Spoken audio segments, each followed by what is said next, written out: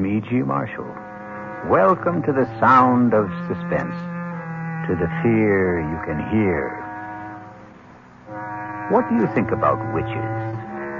Not the bony hags and atrocious crones of Shakespeare and legend, or the poor unfortunates of Salem, but witches who are young, witches who are beautiful, witches who even fall in love. Excuse me. Who let you in here? Well, I hope I'm not disturbing you. I'm only trying to make a deadline. Well, if you're in the news business, I've got something for you. It better be good. I'm going to have to kill my wife. That won't be news till you do it. I know. I want you to know why. Okay. Why? Because she's a witch.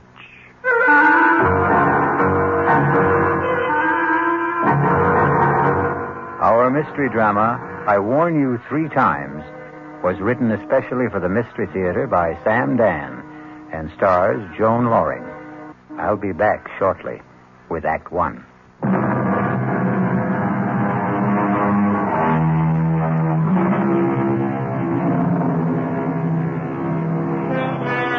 It's one of those miserable, stormy nights in the dead of winter. A thick, clinging, wet snow seems determined to smother the entire earth and everyone on it. You'd think that most people would choose the cheerful indoors, a warming fire, a relaxing drink, a comfortable bed. That's the problem with most people. You can't figure them. For instance, consider that line of cars crawling down Main Street, bumper to bumper, skidding, sliding. Where is everybody headed on a night like this? Have we become a race of lemmings? Do we follow some mysterious, unconscious drive? An interesting speculation, but we won't pursue it. We'd better consider the traffic, which has come to a complete standstill. A car seems to be stuck at the intersection. Let's go, sister. That light's green. Oh, officer. Well, what are you waiting for, lady? My husband. Your husband? The light was red, and he said he wanted to step out and clean off the rear window. Hey, mister. You finished back there? He just stepped out. It was a moment ago. Tom? Well, maybe he slipped in the snow. Tom, are you all right? Lady, there ain't nobody around the back. But he just went out to clean To clean the rear window. That's what you said. But what could have happened? Just sit there a minute, lady. Hey, lay off of that horn. I know you got one. What's wrong, officer? Did you see a guy get out of that car up Did I see a guy get out of the car? Did you? Huh? Are the police after someone in a skate Oh, car? come on, Buster. Just tell me. Did you see a guy cleaning off the rear window of that car up front? Well, to tell you the truth, I wasn't paying any attention. I was listening to the radio. Now, there could have been somebody, but then again, I couldn't say there was. It's not that I'm not trying to get involved, officer. I'm a citizen. I know my duty, but... Well, thank you. Officer, where is my husband? He was just there. Lady, he disappeared. How could he disappear? I don't know. I do know he ain't here. What am I going to do? Well, you can't keep blocking traffic, lady. You got to move on. Where? Well, it beats me. But you must find him. Look, you got troubles with your husband. That's your problem. But when you hold up traffic, that's my problem. Will you feed her a little gas, please? Come on, let's go. But I can't. Lady, you got to go somewhere. I can't go anywhere. I don't know how to drive.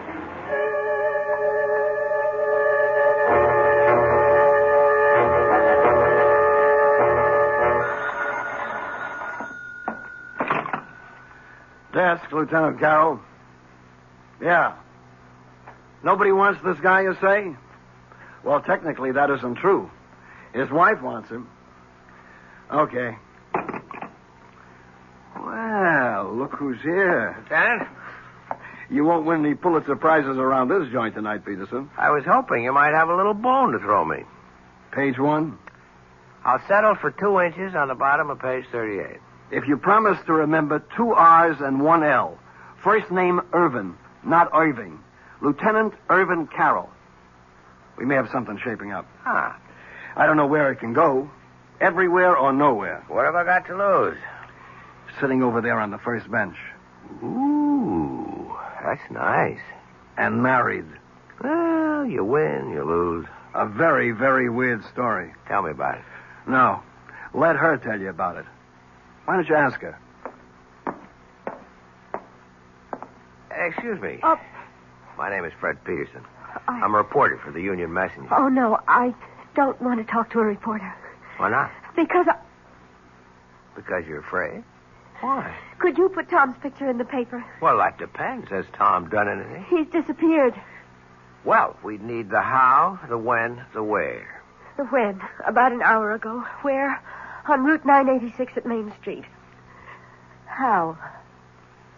I don't know. You see, we were driving south. It was snowing hard, and he said, I can't see out the rear window.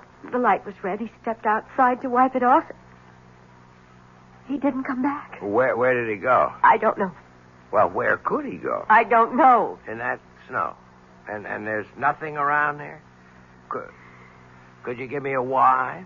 I can't imagine. I don't know what to do. I sit here waiting. Look, my name is Hetty Parsons. Tom and I, we've been married 5 years. We don't have any problems. I mean, we're very happy.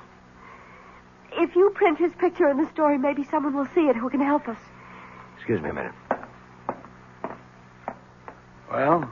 Yeah, I think I'll run with it. I don't blame you. I was always partial to girls with honey-colored hair and baby blue eyes. Ah, so you noticed, too. Have you run a check on her husband, Tom Parsons? Well, he's not one of the known bad boys. No record at all. And what did she say he did? He's an accountant. He has his own business in the Barstow building. You looked him up in the phone book? Checks out. They were headed south, huh? That's what she says. If it was a trip, there should have been bags. There were. His and hers? His and hers. How does it look? What do you want from me? I don't solve crimes. I sit here behind the desk. Come on, Lieutenant. Now, this is one for you, Fred. How could a guy disappear just like that? And in that storm. There's no place to go. He could have had a car following in back of them. A friend was driving it, maybe? Well, he had to go somewhere. But why? Right now, we're treating it as missing persons. It's all we can do. He's not wanted for anything. He's a legitimate citizen, as far as we know. He hasn't even done anything to her. At worst, he left her in a car. He hasn't even deserted her. Yet. Who was driving? He was. She can't. Well, that's abandoning her, isn't it? No. At best, we'd have him for abandoning the car. Yeah, excuse me a minute.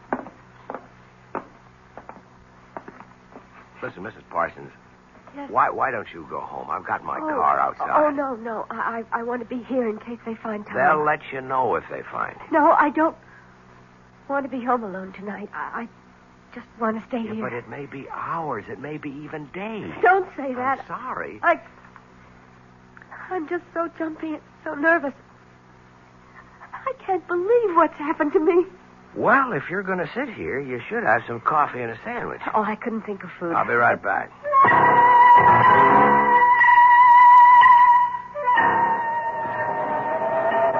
Hey there, Officer Dennis. Well, look who's here, the friendly reporter. Yeah, listen, that girl. Yeah, I was going to ask what girl, but I won't. Yeah, I want to start at the beginning. Oh, well, you know, Lieutenant Carroll's got 2 R's, but Patrolman Dennett's got 2 N's. Yeah. What did happen? Well, like she said, he went out to clean the rear window, and he was gone. Anybody see him? I checked the car and back, but who looks, who notices?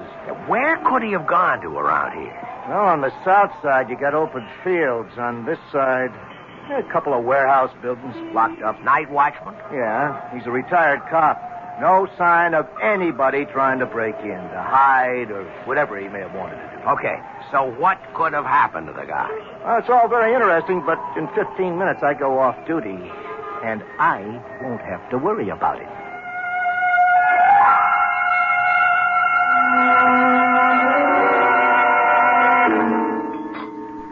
Oh, thanks. I didn't think I could touch a thing, but I must have been starving.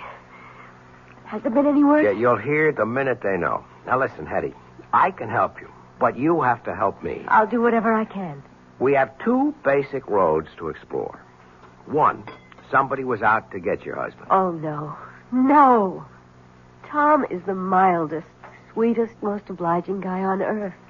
He has absolutely no enemy. That you know about.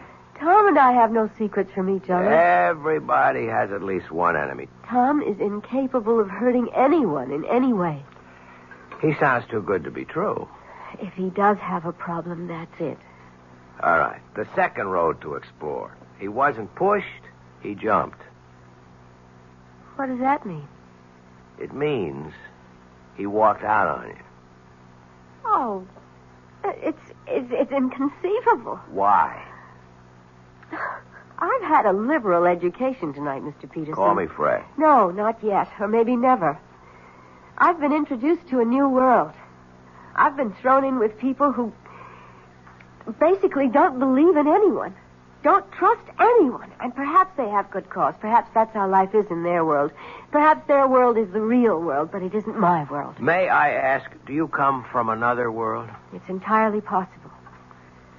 I won't call you Fred unless and until we become friends. But that's just a little thing. The policeman who brought me here is a confirmed cynic. So is the lieutenant. And so are you. I must plead guilty as charged. All of you proposed two basic hypotheses. A, my husband was ambushed by enemies. B, my husband abandoned me. You can't conceive of people who... they simply don't make or have enemies. You can't conceive of people who are completely in love. I'm not a fool, Mr. Peterson. I read these attitudes. What a wonderful world you live in, Mrs. Parsons. I hope you can stay there always. We're so dependent on each other, Tom and I. We need each other. We're so complete together. But we still have the basic fact of his disappearance.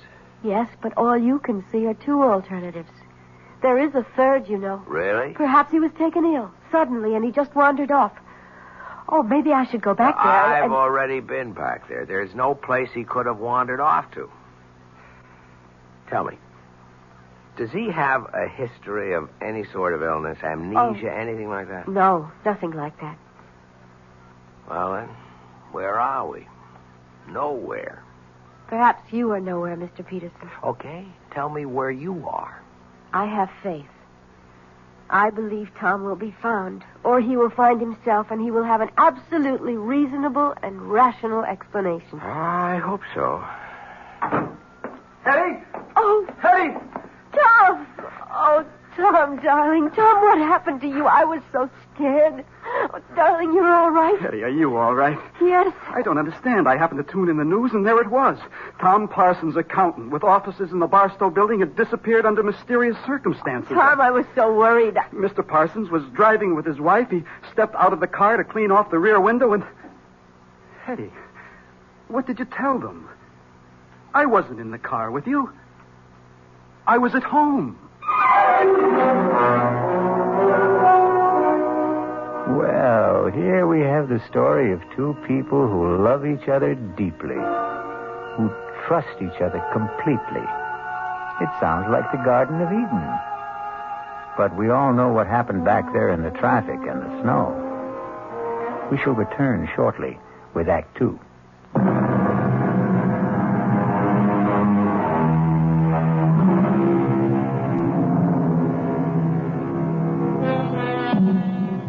You've seen these couples, or rather heard of them. They dwell in a sea of perfect harmony, never a ripple of discord. But when they do have a disagreement, well, it's a beaut. Here we have Fred Peterson listening to Hetty and Tom Parsons having a fantastic difference of opinion. Tom, how can you say that? Hetty, darling, I was not in the car with you. I was home. Home. You said, let's get out of this miserable cold and snow. Let's head south for a couple of weeks. Hetty, when did I say that? How could I say that? You know I'm swamped with work at the office. You came home this afternoon, Tom. You said, how would you like to leave for Florida tonight? And I said, give me an hour to pack. Excuse me. Who's he? Oh, he's just... I'm just Fred Peterson of the Union Messenger. A reporter? Oh, please, don't be alarmed. I assure you it's a thoroughly respectable profession. Well, I see no point in emblazoning this all over the newspapers. Is there anything to emblazon, as you put it? This is a private affair. Tom, tell me what happened. What happened to you after you left me? Hetty, I told you I never left. Tom. How could I have left you? I wasn't with you. Oh, no, Tom. This time I have witnesses. The police officer, he knows you went out to clear the rear window. How does he know? Because Because you told him. Mr. Parsons, Now, obviously, your wife seems distraught. I would suggest... Keep your suggestions to yourself, Mr. Peterson. Don't you dare imply that I'm overwrought or nervous or hysterical. I am completely calm, extremely rational, and absolutely in command of myself. I know what happened this evening. Mr. Peterson, this is obviously a private matter between my wife and me, and nobody's business but ours. What did you mean, Mrs. Parsons, when you said that this time you had witnesses? Have there been other times when... Hetty, it doesn't do us any good to air this in public. All right, Tom. Take me home. Let me talk to that officer at the desk there. Find out if there's anything we have to do. Well? Well, what? Friend, husband, Tom. He didn't turn out to be quite as advertised. And what is that supposed to mean? He isn't quite the sweetest, mildest, most obliging guy on earth, is he? He is to me. I guess it's all a matter of how these words are defined, isn't it? And about this oh-so-complete understanding between the two of us. Won't you at least admit you're having a difference of opinion right now? I don't have to admit anything. Okay, don't shoot. I'll go quietly.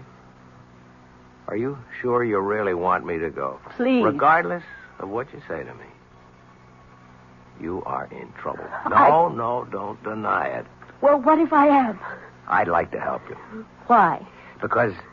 Would you want to help me if I were middle-aged and fat and sloppy and ugly? It isn't 10 minutes ago. You accused me of living in a world where no one trusted the next fellow or believed in him. You accused me of being a confirmed cynic.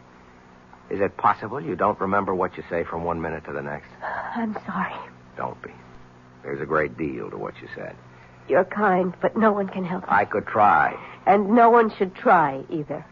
Why not? It's too dangerous.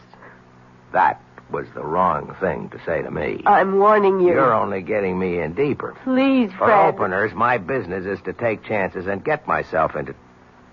Hey, you know what happened? What? You called me Fred. Oh, I'm sorry. I shouldn't have. But you did. And that means we're friends. Look, I only want... You're the one who set up the ground rules for this thing. First names are for friends only. Please, forget what happened here tonight. I warn you. You've already warned me twice. It won't work. I can only warn you 3 times. Do you mean you keep score? Please don't joke, Fred. You keep saying the wrong word, or I should say the wrong name. The wrong name is Fred. You can't call me Fred and expect me to forget everything. I warn you. I warn you for the 3rd time. Forget all about tonight for your own sake, for your own safety. And after saying all that, you still expect me to forget about it. Tell my husband I'll wait for him outside in the car. Wait a minute, Hetty. I warned you, Fred. I warned you 3 times. Now, goodbye. Where's my wife? She said she'd meet you in the car. Mr. Peterson, if I were you, I'd forget everything that happened tonight. Is that a threat? No. A warning. That's all I've been getting around here, warnings. Well, for your own good, take them seriously. And if I don't? You'll regret it for the rest of your life, which may not be a long one. You still insist that you're not threatening me? I'm only trying to help you. Really? And why should you do that? Why? I don't know why. Maybe it's because the last guy tried to help me. What last guy? I didn't listen to him. The last guy? What do you mean? Nothing. Forget it. You know, with you and your wife, it seems, everything turns out to be nothing and forget it. I don't think it matters now. I have an idea. It's already too late for you. I'm sorry. Good night, Mr. Peterson. Hey, Fred. Fred. Yeah, Lieutenant, I'm coming. Well? Well, what? There's nothing there for us boys in blue. What's in it for the 4th Estate? Looks like he's trying to drive her nuts. It could also be the other way around. I don't think so. Because of that honey-colored blonde hair? Lieutenant, you always know where the exposed nerve is. Just stop and figure it. Couldn't this also be her way of trying to drive him nuts? As a reporter, I would have to say yes. But, as a man? I don't know. Well, you got a problem, Fred. How are you going to tackle it? As a reporter? Or as a man?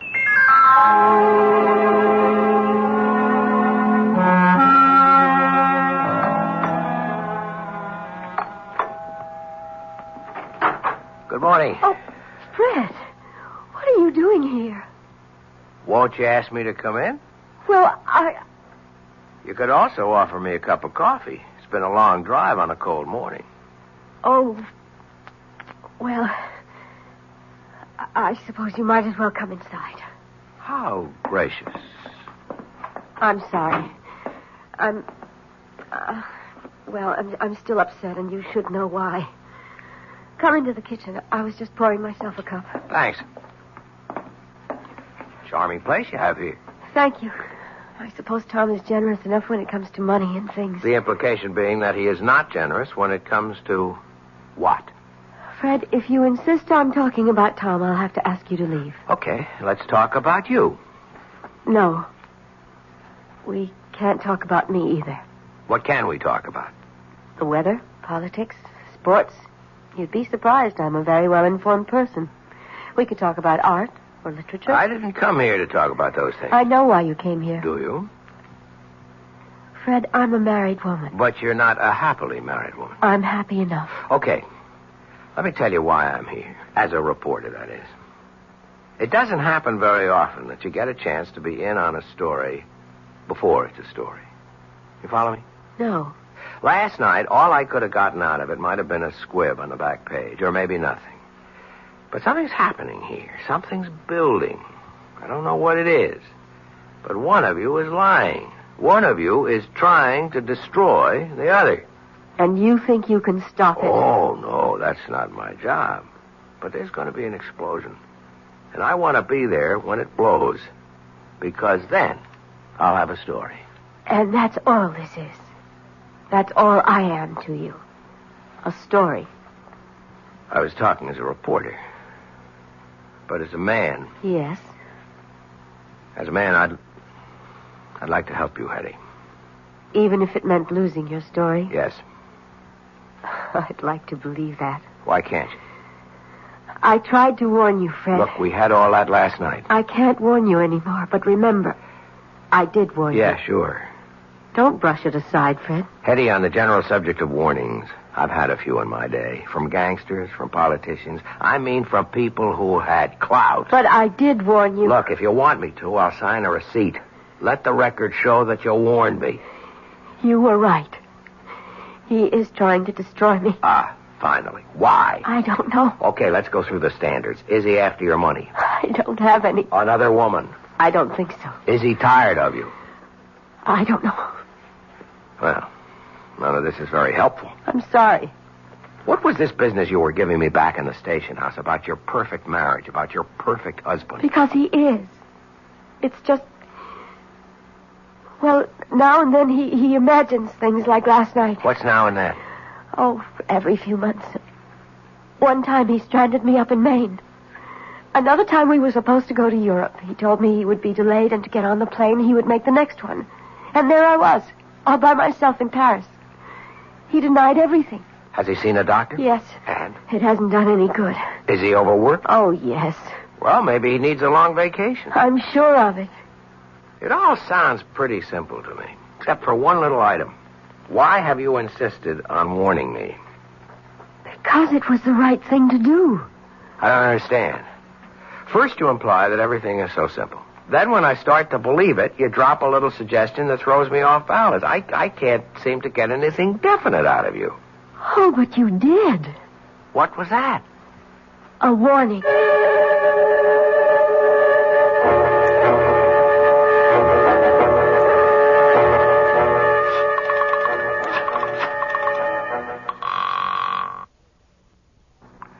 Lieutenant Carroll? Hey, Lieutenant. Yeah, how goes the Parson case? How did you know I was going to ask you about the That part? honey blonde hair. Does it really show that much? Pal, you are hooked. You know something? That's true. And she may even be playing me like a fish. So what can I do for you? Well, no crime has been committed yet, but you can bet there's one on the way. Well, till then, we're handcuffed around here. Sure, but you got all the facts. What facts? I mean, you can get at them in a routine way. Work up both of them, some past histories. That's spending the taxpayers' money. You spend the taxpayers' money every day. Something's ready to blow up there. Just be ready for it. That's all I'm asking. Actually, Fred, if you want the truth, we've already started. And? Keep in touch. Yeah? They said you're in this office. Well, look who's here. Tom, the piper's son. Come on in, sit down. Mr. Peterson, I've decided to tell you everything. Because I know you're in love with my wife. Oh, wait a minute. Now, there are all kinds of meaningless expressions. Wait a minute, see here, hold on, or a few. Let's dispense with them. You can't accuse me. I don't accuse you. I state a fact. Well, let's be fair. I only met your wife last night. I admit she's attractive. I don't even know her. That's what I told him. That's what you told who? The last guy. The last guy she was married to. I wish I knew how to start this. Well, start at the beginning. Okay. I'm an accountant. You're a reporter. Both of us are men of the world. I mean this world. You live on facts. I live on figures. So how can I tell you? How can I expect you to believe me when I say that Hetty isn't a human being at all? She isn't? No. She's a witch.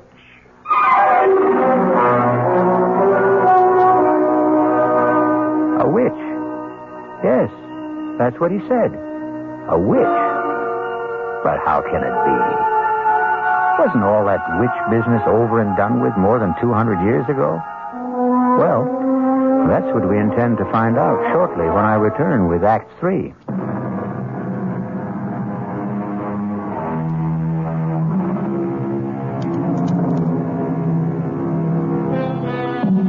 Tom Parsons and Fred Peterson sit in a newspaper office. Both are young, alert, stylishly dressed, every bit the modern, sophisticated men of today. And yet, the subject, the very serious subject under discussion is witchcraft, of all things. Well, it isn't every day a man accuses his wife of being a witch. It isn't every day a man finds out he's married to one.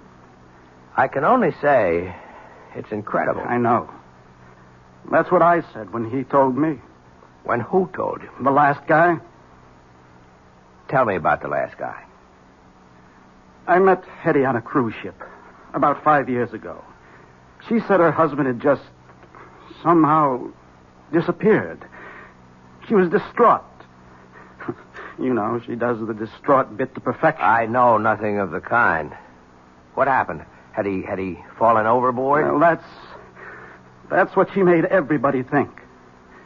Till we got a radiogram from shore. He claimed he knew nothing about the trip. Well, either he had boarded the boat or he hadn't. Okay, let's get all of that cleared away. There was a ticket in his name. There were some people who claimed they had seen him. The trouble is, there was a pretty drunk bon voyage party. Most everyone was in no shape to remember anything. Oh, yes, the steward did claim to have seen him aboard, but... But? I'm convinced the steward was bribed. So I bought her story. I fell in love with her. Just as you did. And I helped her kill him. Just as you're going to help her kill me. You know what I think? I know what you think. You think I'm a nut. You could look it up. 5 years ago, Stacy's Mountainville Lodge in the Adirondacks. She called me. She was desperate. Come up here. He's going to kill me. I flew up. I found them. They were near a cliff. She was screaming for help. I started fighting him off. I guess he slipped. He fell over the side. He was killed. Look it up. Coroner's office. You'll see. An accident. Let's assume I buy all this. How does it make her a witch? Oh. She told me. She'll tell you afterwards. She's a witch. She falls in love with men, gets tired of them, and destroys them. I think you must I know. I'm here to warn you. But I'm going to kill her first. Let me get you a cup of coffee. You're a fool. I'm here to save your life. Sure. Okay. Look her up. I mean that. See if you can find a trace of her. See if you can find out where or when she was born, who her parents were. She has absolutely no background, I tell you. Don't get excited. Lord, this is all so familiar. All of this is what he said to me and what I said to him. Back there, before I killed him. Now, nobody's going to kill anybody. I don't know you. But you look like a nice guy. Take my advice. Save yourself. Save yourself.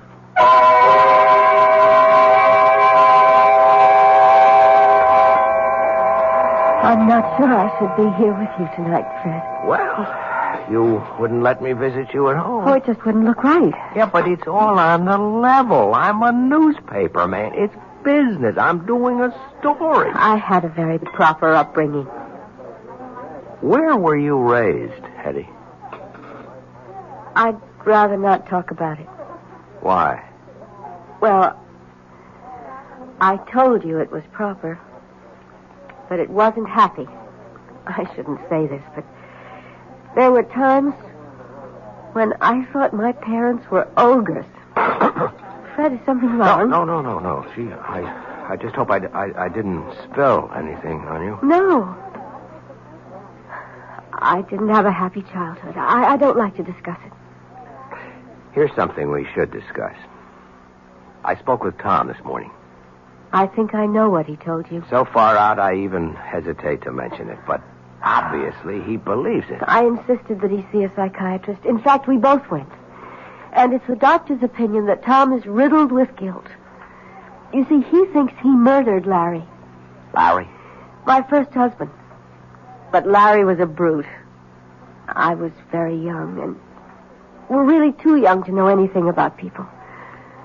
Larry was a drunk. I didn't know that either. And when he had a few, he would abuse me. Well, I shouldn't have done it, but I was terrified. I called Tom, and he came up and got into a fight with Larry, and, well, there was that accident. But why should he get that far-out notion about you? According to the doctor, it had to be something...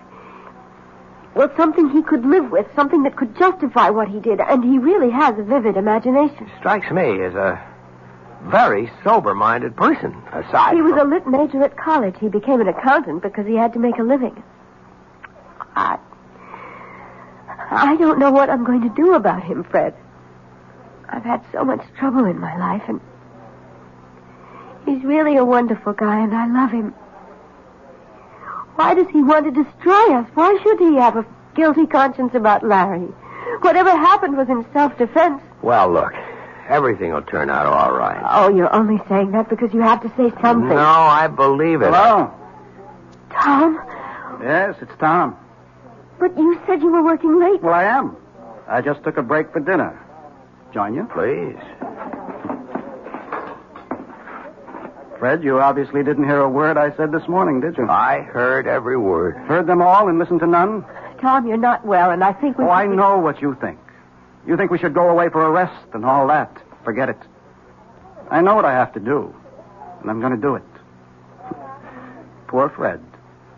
I feel sorry for you. You're in love with her.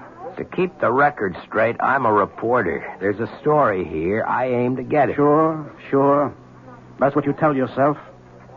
Let's go along with you, Tom. Suppose what you say is true. Suppose she's what you say she is. Why not walk out, get a divorce? I can't. Why? I hope you never find out. You see, she destroys you. She takes away your capacity to love, your feelings, your mind. It's as if you are only just nourishment for her. And when everything you have to give is gone, she discards you for someone else. Tom, for your own sake, I think you should be under a doctor's care in a hospital. I suppose I should. But I want to save you. It'll make up for Larry. I must apologize, Fred, for exposing you to all this. I shouldn't have come here. But you wanted to expose him to all this. That's why you came here. You knew I always eat here when I work late. Tom, I'll do anything you want. Just tell me. Disappear. As a supernatural person, you can arrange that without any problem. Please, Fred, go now. Leave us alone. But I don't want to... He's my problem. I have to live with it. And if you stay, well, an audience always excites him.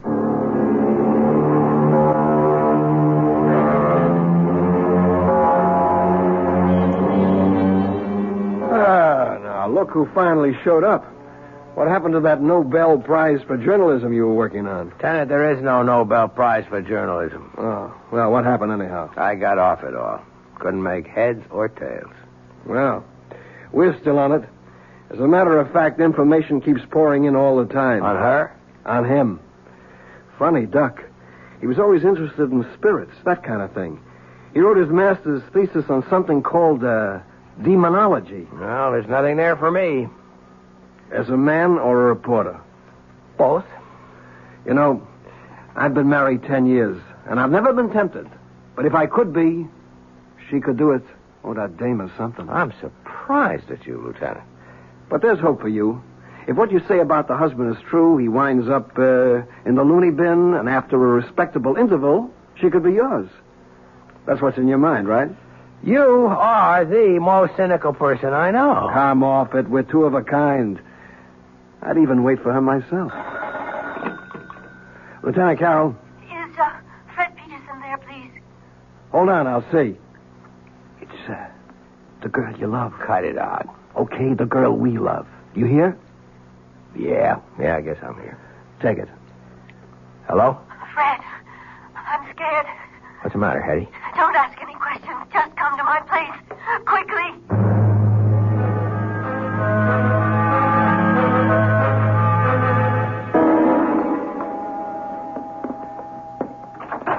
Come in, Fred. Oh, darling, I'm so glad you're here. Hetty, why are you shaking like that? I'm frightened. I'm so frightened. Please, Hetty, calm down. I'm here. Everything is going to be all right. I know it. I know. It's wrong for me to talk to you like this, to feel like this. But I can't help it. No, we'll work it out. Somehow we'll work it out. Now. Why are you scared? He asked me to take his suit to the cleaners this morning, and I found this in his pocket. It's a receipt. Read it. From Carrington's, 1 double-action Danforth Wilson revolver, caliber 32. He bought a gun. Don't you see? He bought a gun. All right. Why would he buy a gun if he didn't want to kill me? Well, I think we have enough to interest the police now. Are you sure about that? Tom? Well, answer the question, Fred. What do you expect from the police? I have a permit for this gun. I have every right to own it. Look, Tom, I get very nervous when people point guns at me. Maybe it's unreasonable, but you mind putting that thing away? Well, I will. After I use it. No, Tom. Don't be a fool. You're not a killer. I always thought that. Till just now. Tom, listen. Let's say you're right. That she is a witch, okay? Don't you see? You couldn't kill her anyhow. You'd empty the gun at her. It wouldn't mean a thing. Fine. Why don't we find out? I won't let you. Get away from me, Fred. Nope. Come on, step aside. Behind me, Hetty, behind me. Fred, give me that gun. If you move, I'll kill you. Gun! Just lower it. Drop it. I'm going to kill her. No, drop it.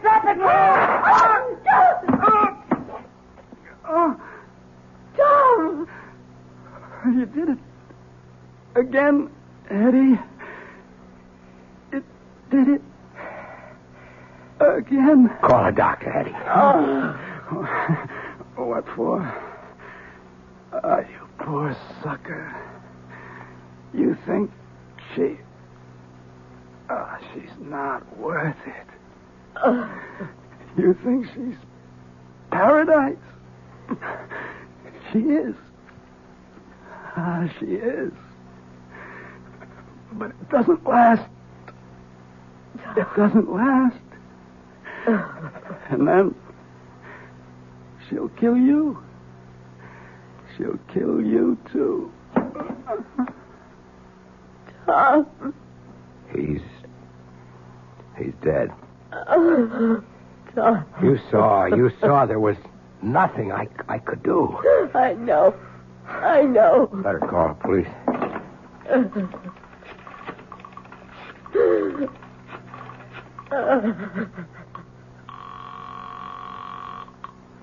Lieutenant Carroll. Lieutenant, it's Fred. Hey, Fred, I got news for you. What I mean is I have absolutely no news for you. Lieutenant, listen to me. You know, we drew a complete blank on that dame. We traced her back to St. Louis City Hall, where she married a guy named Larry Bellows. She gave her home address as Charterville, Illinois. But there's no such place. Listen, Lieutenant. It's as if this dame just materialized out of thin air. No background at all. Wait a minute. Hetty. Who are you? Hello? Oh, Fred. Fred, why did you call? Who are you, Hetty? Fred, what's on your mind? Hetty. I warned you 3 times, Fred. I warned you 3 times.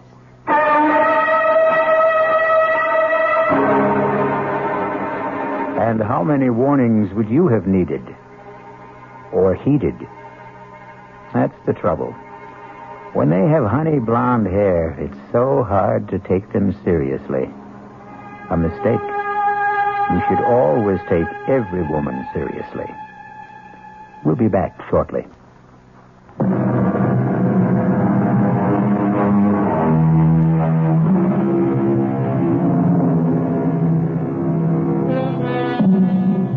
Are there really witches? Everyone must keep his own counsel on the matter. However, if you should happen upon a damsel in distress, and she has honey blonde hair and baby blue eyes, remember, we warned you 3 times. Our cast included Joan Loring, Mason Adams, Tom Keena, Alan Manson, and Sam Gray. The entire production was under the direction of Hyman Brown. This is E.G. Marshall inviting you to return to our Mystery Theater for another adventure in the macabre. Until next time, pleasant dreams.